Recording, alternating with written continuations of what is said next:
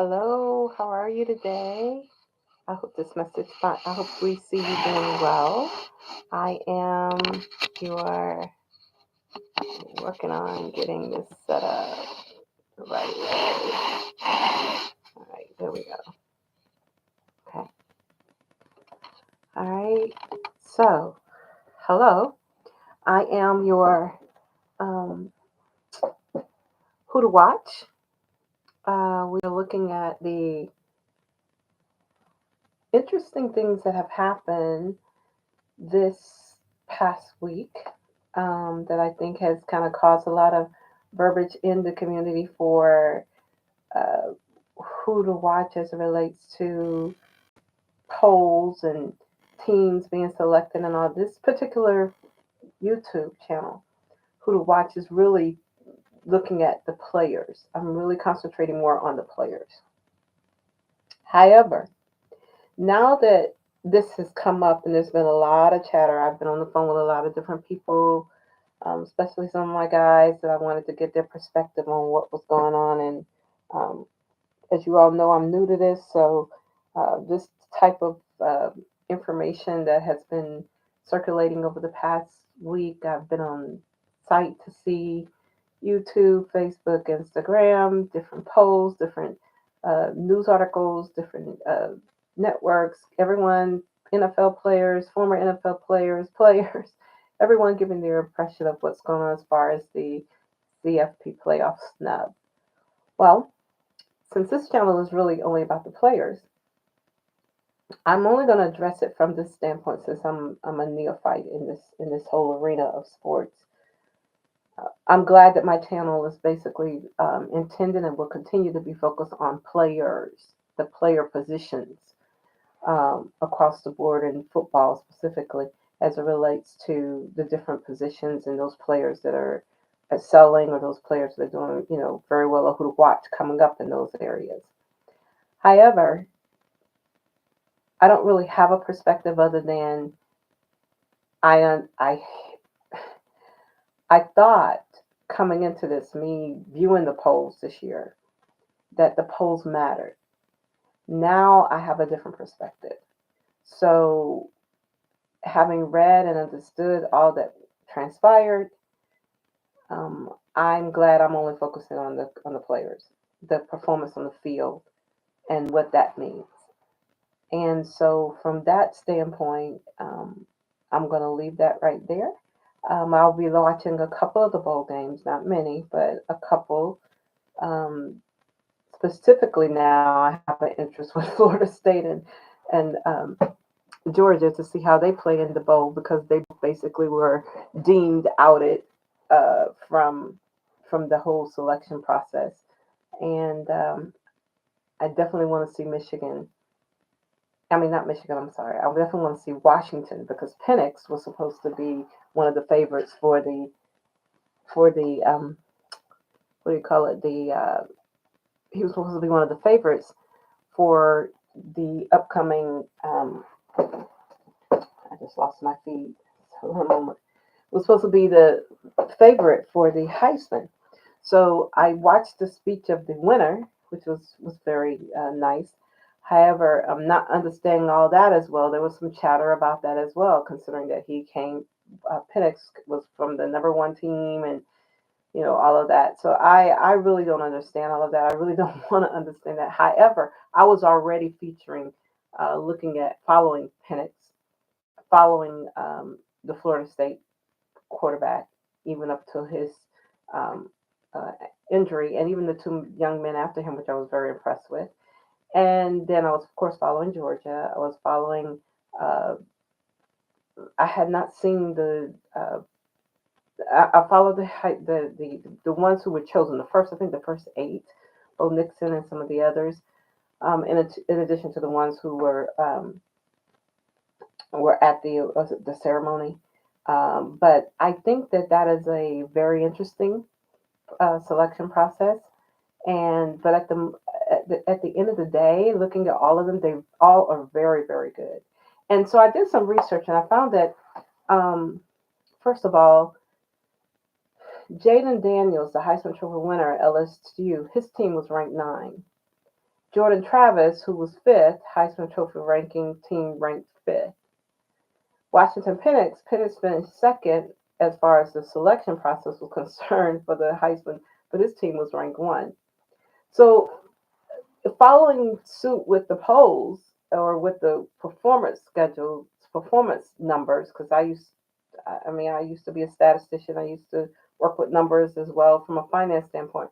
Numbers matter, I know, but it seems like when it comes to this particular area of in sports, there are different other factors that are added to it that maybe the general public doesn't know, and if they knew, it wouldn't be so bad for them to accept some of the responses of what comes out of it. However, I also went and looked and saw that. So, so I also went and looked at some of the players' performance, and I think the players' performance. One of the gentlemen, a former NFL player, mentioned that the performance on the field when they get out on the field and play is what really matters, not what people decide who's who and shuffling and all of that. So that is why this was initially created to be who to watch the players. And that's where our focus is going to stay. But I did do some other research and I noticed that I looked and pulled up something and I found that three things. One, I wanted to say to the players who did not make the Heisman Trophy. I want you to remember that Jalen Hurts didn't make it. Patrick Holmes, he was not selected. I think Justin Fields, he didn't win either. Well, all of those are doing very well right now in the NFL. As a matter of fact, Mahomes now has two Super Bowl rings. Jalen played in it. So I wouldn't allow that uh, lack of being chosen for being well. First of all, I would say being a finalist has to be somewhat of a chosen out of all the quarterbacks that are playing in the college sport. So that's an achievement in itself. However, not being chosen can't and shouldn't be the ultimate because of number one, you have I just mentioned three names of people who were also standing and they didn't get it either. However, they have excelled and are still excelling in their performances on the field with the NFL, and so I'm excited about that. And I hope that's encouraging to the young men who did not make it, the young men who didn't get even asked to come. It doesn't matter. It matters as you go forward how you continue to manage your skills, how you continue to challenge yourself, how you continue to build up and develop yourself so that you can be the best that you can be at the position that you play or positions if you play more than one position and master that and take it to the next level so that you can have the stats for your performance, which is most important. Um, I also know that I looked up and saw that Marcus Allen in 1984, Marcus Allen is the only player in the NFL history to have won the Heisman, national title, NFL MVP, Super Bowl, and Super Bowl MVP. So I want to know who's next to win. See, that's who I'm watching. Who's going to match that 1984 year? And then after that, who's going to excel beyond that? I don't know what else it is to achieve in that line of achievement, but to have been the only player in enough history, today it's 1984 now, to have won the Heisman, the national title, an NFL MVP, a Super Bowl, and a Super Bowl MVP. That's a tall order. So I'm excited about that.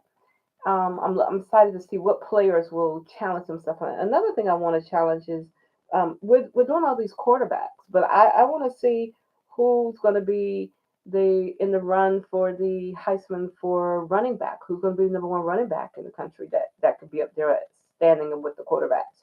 Who could be the number one defensive player, defensive end or safety, or um, who can be the number one lineman, defensive or offensive, that could possibly set change the narrative. There looks like there's a lot out there to have. I went back and researched, and you don't have a lot of those type of players getting it. Everybody seems to be on the quarterback, but to me, uh, all those positions on the field are just as important. And so I would like to see the challenge and start to look at those players. I want to really focus now on linemen. I want to focus on the centers. I want to focus on the cornerbacks. I want to focus on the safeties. Those are some of the ones that I really want to concentrate on now, going into out of this season and getting ready for the next season, because I want to. They don't get a lot of press, so that's one of the reasons too. Who to watch? We know the quarterback's going to get press. We know that a lot of the receivers are going to get a lot of press, but I really want to give the other players who are on that field press as well. So I'm looking forward to that and learning their positions and learning. I do want to say this about the quarterbacks. Caleb Williams, I have been following him. Outstanding player. Love his character. Love his. I know he went through a lot of media hype and negativity, and I'm kind of glad he went through that on this side. So that when he gets into the NFL and really performs to the magnitude that I know he will, it would not be something new to him. He would have mastered, like when he was really upset because his team didn't make it, and he's putting everything he's into it, and then it looks like they had some defensive issues, breakdowns, that because I looked at his points and he was putting points on the board, and even in those games where he lost close, those teams should not have come back to get that close to even win the game based on what he was putting up when he was putting up, based on what I saw. So I am really excited to see his career take off. I think he's an outstanding player. I think there's something about him that's different. It's not only him playing the game. It's not on. There's like this. It's almost like I can't compare him. Patrick Holmes is Patrick Holmes. There's nobody can compare to him. Jalen Hurts is Jalen Hurts. I like watching him. There's nobody to compare to him either. But this Caleb Williams has this strength and this determination. Even when I watched him have I saw him do a couple of interceptions, and I could look at him and see that he was like, "It's not over. I'm not done. I'm not gonna let that. I'm not gonna let that bother me. I'm gonna come back. We're gonna come back." And they won, and he did. So I like players like that. It's called against all odds. So I like players who can go rise above the negativity and really be able to make the negative a positive. So I'll be looking forward to that as well, to see how he advances and what happens to him and who's going to be chosen by. But I think he's really um, going to take off. I think the young man at Florida State, who is now going through a period of where, you know, in some form or fashion, I don't know how, some of the weight is trying to be placed on him because he got hurt. I mean, I think that's very mean, to use a person's injury against him and his team, to make a decision. However, I think this young kid is very, very talented, extremely rooted and anchored, very strong. And I'm looking forward to see as he rehabilitates himself and gets back from his injury. I think he's going to be a force to reckon with when he gets into the NFL as well. I think that we're coming into this time now where if the media and other outside extended forces that they have no control over is going to have the power to make some changes or do things with the game, or who plays who and all of that, then the players are going to have to restructure their ability to master all types of challenges on and off the field, and more so now off the field, so that they can show that they're still stronger and able to be able to mature to handle that and be able to still perform to the utmost. So that's why I think this season of bowls is going to be very, very interesting, especially in Georgia and Orange. I think that Georgia and Orange Bowl game, Georgia and Florida State, will probably draw a lot of attention as a result of the fact that these two were are not in the major championship. So I want the college players to know I really enjoyed watching a lot of them, tag, and so I like um, I like the fact that I saw a lot of good playing. I didn't see a lot of injury, but I saw a lot of good playing. I didn't see a lot of fighting or going after each other. I saw a lot of playing, like they really were playing, and it was very fun to watch.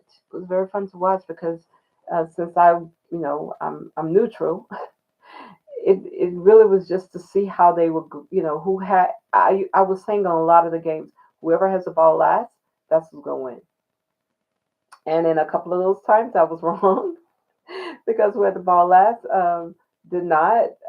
There was a fumble or interception or whatever, and another team was able to come back. But those were some very good games, very good season. I still say very interesting season, and I'm hoping that moving forward, everything will settle a little bit, and a lot more of the positive will come out of this, regardless of a lot of the hurt and the disappointment and what has transpired so far.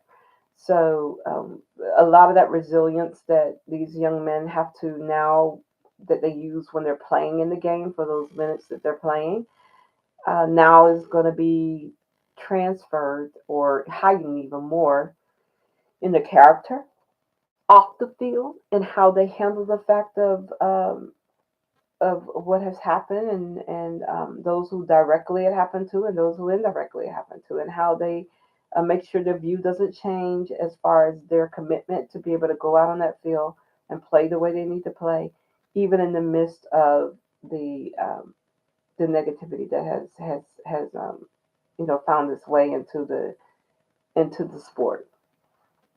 Now, I am not going to really talk much about NFL right now because I wanted to concentrate on the college for this particular series because this particular post because that's what's out there now and people are still talking about it and people are still upset about it and people are. But I know that over time um, things will work out, eventually. And I'm just hoping right now that the Florida State team specifically can find a way to rejuvenate, to um, stay strong as a team, as a school, as a program, and be able and a fan base, and be able to rise above and move forward and maybe come back next year with a vengeance as it relates to the schedule they play.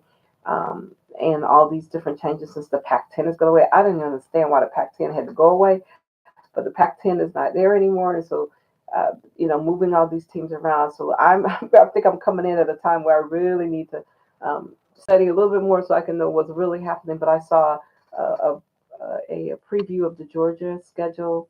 I saw a preview of I think it was the Georgia schedule, yeah, and a couple of other schedules, which is very interesting. As some people are saying, even from those schedules being posted now, it's going to be really tough or whatever. And I just put out there, well, it's going to be very good to see, very real. And now we'll see. I'm sure they're going to be ready. So that's going to be fun to watch. I just want to say thank you for coming to the channel. I'm a baby at this. I'm very new at this, but I do feel that there's a need to spotlight the players. So I'm going to also eventually add in the people who watch the game, the fan base, and give them an opportunity to speak and have an opportunity to um, have some input on what they believe.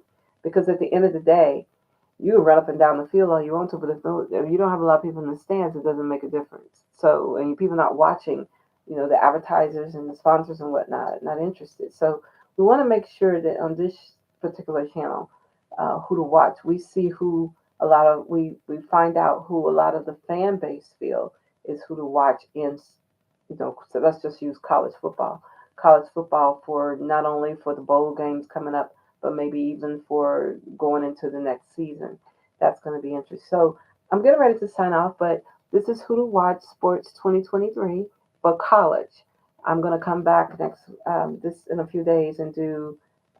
We have 4 more weeks, I believe, with the. We have 4 more weeks with the NFL. But I did get to see. I want to say this. I did get to see the Eagles and the Cowboys game, which was very good.